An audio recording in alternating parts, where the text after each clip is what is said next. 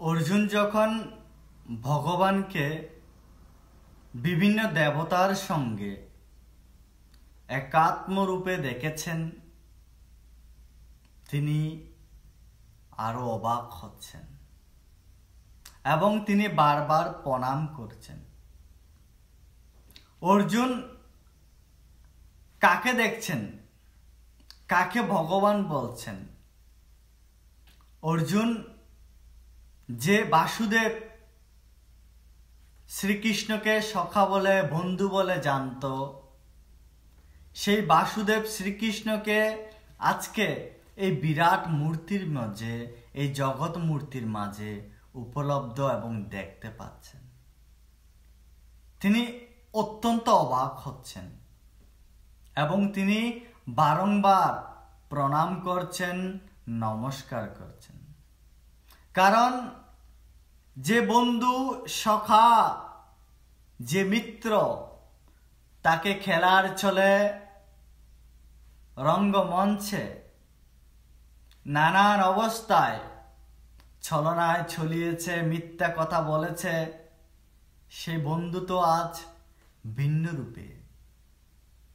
তিনি তাকে ভগবান বলছেন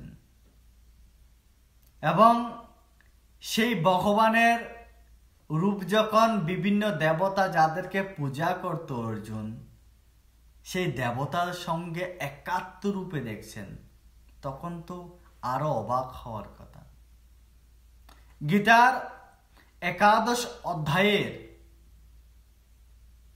39 নম্বর শ্লোকে অর্জুন বলছেন, ওম বায়ুর্যময়গ্নির বরুণ শ্বাসাঙ্খ প্রজাপতিস্ত্বং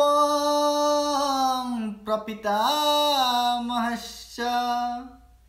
নমো নমস্তেস্তু সহস্রকৃত্বা